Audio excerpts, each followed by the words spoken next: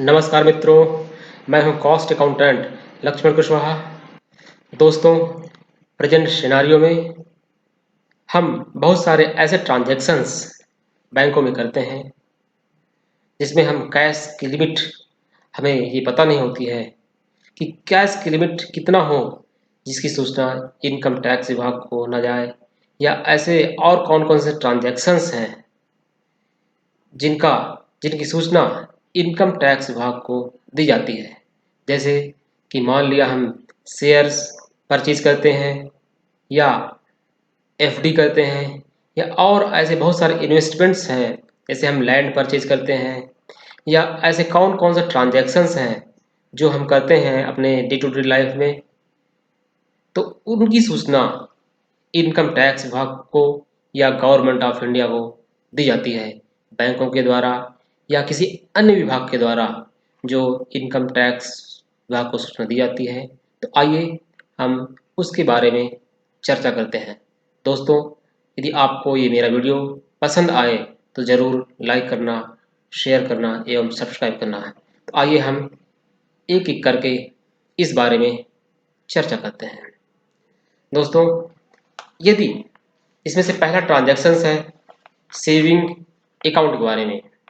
दोस्तों, यदि हम सेविंग बैंक अकाउंट में किसी पार्टिकुलर फाइनेंशियल ईयर में 10 लाख रुपए से अधिक कैश जमा करते हैं या निकालते हैं, सिंगल ट्रांजैक्शन में या मल्टीपल ट्रांजैक्शन में, तो इसकी सूचना इनकम टैक्स विभाग को दी जाती है। लेकिन यदि यही ट्रांजैक्शंस हम डिजिटल माध्यम से या बैंकिंग माध्यम से करते हैं तो वो इसमें इंक्लूडेड नहीं होते हैं। अर्थात यदि हम अपने सेविंग बैंक अकाउंट में एक फाइनेंशियल ईयर में 10 लाख रुपए से अधिक कैश एक बार में या एक से अधिक बार में 10 लाख रुपए से अधिक का ट्रांजैक्शन करते हैं तो इसकी सूचना बैंक इनकम टैक्स विभाग को देता है।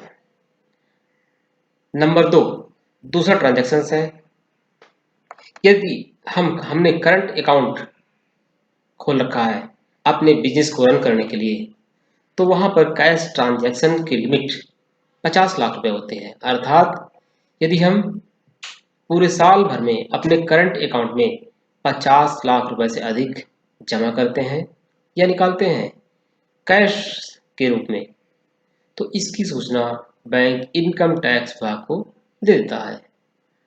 लेकिन यदि यही ट्रांजैक्शंस बैंकिंग माध्यमों से अर्थात डिजिटल माध्यमों से किए जाते हैं तो वो इसमें इंक्लूडेड नहीं होते हैं। तो अभी तक हमने बात किया सेविंग अकाउंट के बारे में और करंट अकाउंट के बारे में। अब यदि हम तीसरा है, यदि हम 10 लाख रुपए की अर्थात किसी फाइनेंशियल ईयर में हम 10 लाख रुपए की एफडी करते हैं। एफडी चाहे हमने कैश डिपॉजिट करके की हो या हमने अपने सेविंग अकाउंट में या करंट अकाउंट में जमा हुए पैसों से एफडी किया है और जिसकी वैल्यू 10 लाख रुपए से अधिक होती है, तो इसकी सूचना भी बैंक इनकम टैक्स विभाग को देता है। और चौथा ट्रांजैक्शन है यदि हमें अपने क्रेडिट कार्ड से किसी फाइनेंशियल ईयर में 1 लाख रुपए से अधिक की परचेजिंग की है, 1 लाख रुपए से अधिक की परचेजिंग की है और उसका बिल का पेमेंट हम कैश माध्यम से करते हैं, तब भी इसकी सूचना इनकम टैक्स विभाग को दी जाती है। लेकिन यदि हम इसकी पेमेंट डिजिटल माध्यमों से करते हैं तो इसकी लिमिट 10 लाख रुपए तक होती है। अर्थात यदि हमारे बिल का भुगतान किसी क्रेडिट कार्ड के द्वारा 10 लाख रुपए तक होती है और इसका बिल का भुगतान हम डिजिटल माध्यम से करते हैं, तो ये सीमा 10 लाख रुपए तक हो जाती है। ऐसा पांचवा ट्रांजैक्शन है यदि हम अपने सेविंग अकाउंट से या करंट अकाउंट से 10 लाख रुपए का डिमांड ड्राफ्ट कैश डिपॉजिट करके बनवाते हैं, कैश में बनवाते हैं, तो उस समय बैंक हमसे पैन नंबर की डिमांड करता है।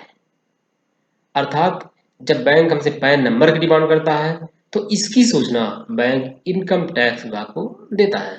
अर्थात दोस्तों मैं बताना चाहूँगा, जब भी हम ड्राफ्ट बनवाते हैं तो हमें कोशिश करना चाहिए कि हम अपने जमे हुए पैसे से ड्राफ्ट बनवाएं। नेक्स्ट है, यदि हम 10 लाख रुपए से अधिक की शेयर परचेज करते हैं, चाहे कैश माध्यम के द्वारा या डिजिटल माध्यम के द्वारा, तो इसकी सूचना भी इनकम टैक्स विभाग को दी जाती है। अर्थात यदि हम किसी फाइनेंशियल ईयर में 10 लाख रुपए से अधिक के शेयर की परचेजिंग करते हैं डिजिटल माध्यम से या अन्य किसी माध्यम से, तो इसकी सूचना भी बैंक या जिस एजेंसी के द्वारा हम शेयर परचेज करते हैं वो इनकम टैक्स विभाग को इसकी सूचना देते हैं, यदि जो हमने शेयर परचेज किया है या जो हमने इन्वेस्टमेंट किया है उसकी वैल्यू 10 लाख रुपए से अधिक होती है।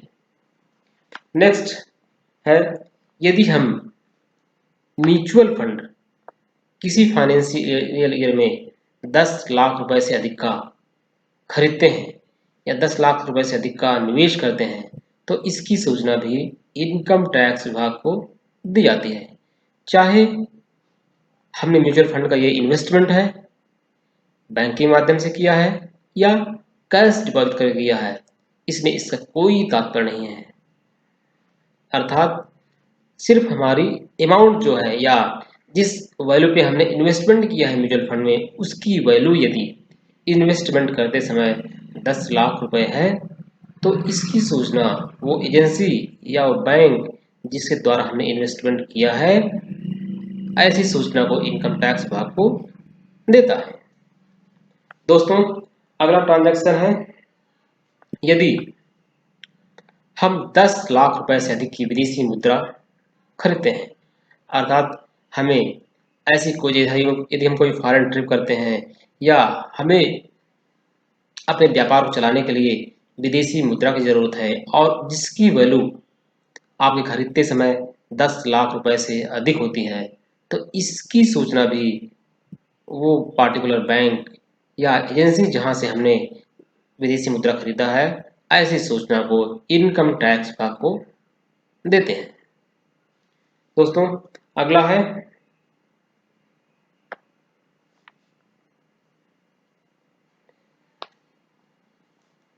जमीन की खरीदारी या प्लॉट की खरीदारी या प्रॉपर्टी की खरीदारी। हमने यदि ऐसी कोई भी प्रॉपर्टी खरीदी है जिसकी स्टैम्प वैल्यू 30 लाख रुपए से अधिक होती है, अर्थात जब हम प्रॉपर्टी खरीदते हैं तो उसमें दो वैल्यू होती हैं, एक होती है स्टैम्प वैल्यू और एक होती है मार्केट वैल्यू। तो स्टैम्प वैल्यू अर्थात स्टैम्प वैल्यू जो होती है, जिस वैल्यू पे हमने स्टैम्प ड्यूटी पे किया है प्लाट को या प्रॉपर्टी को खरीदने में, वो होती है स्टैम्प वैल्यू। अर्थात यदि हमारे प्रॉपर्टी की स्टैम्प वैल्यू किसी फाइनेंशियल ईयर में 30 लाख रुपए से अधिक क्रॉस कर जाती है तो इसकी सूचना भी इनकम टैक्स विभाग को दी जाती है। दोस्तों अगला ट्रांजैक्शन है, यदि हम किसी वस्तु की खरीदारी करते हैं या किसी सेवा की खरीदारी करते हैं, अर्थात हम गुड्स या सर्विसेज परचेज करते हैं, तो ऐसे समय में इनकम टैक्स विभाग उस एजेंसी को या उस संस्थान के ऊपर ये जिम्मेदारी देती है कि ऐसे कोई भी ट्रांजैक्शंस जिनकी मॉनेटरी वैल्यू 2 लाख रुपए से अधिक है, तो उसकी सूचना इनकम टैक्स विभाग को दिया जाए। तो दोस्तों अभी तक मैंने बताया 10 ऐसे ट्रांजैक्शंस जो किसी एसएससी के या किसी व्यक्ति के डे टू डे लाइफ में कैरी आउट होते हैं या होते रहते हैं, तो उन सारे ट्रांजैक्शंस, चाहे बैंक हो या कोई अन्य विभाग, वो कौन कौन से ट्रांजैक्शंस हैं जिनकी सूचना वो पार्टिकुलर विभाग इनकम टैक्स डिपार्टमेंट को या गवर्नमेंट ऑफ इंडिया को रिपोर्ट करते हैं। तो अब तक मैंने 10 ऐसे ट्रांजैक्शंस को रिपोर्ट आपको बताया है।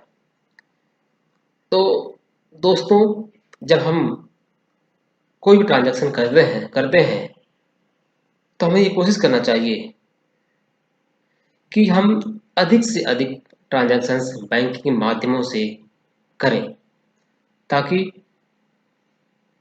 ट्रांजैक्शंस में पारदर्शिता हो एवं हमारा हमारा बिजनेस करना हमारे लिए आसान हो। दोस्तों, जो अब तक मैंने जिक्र किया, शायद आप लोगों को ज़रूर ये हेल्पफुल होगा और उन सभी कानून की दांवपेचों से बचाएगा जो आपको फ्यूचर में एक आपके फ्यूचर में आपके आने वाले समय में एक समस्या खड़ी कर सकता है या आपको नोटिस आ सकती है ऐसे ट्रांजैक्शंस करने से। तो ऐसे ट्रांजैक्शंस करने से आप लोग बचें। आशा ही नहीं, मुझे पूर्ण विश्वास है कि दोस्तों ये मेरा वीडियो आप सभी लोगों को पसंद आया होगा, और पसंद आए तो ज़रूर लाइक, सब्सक्राइब और शेयर करना। धन्यवाद। नमस्कार।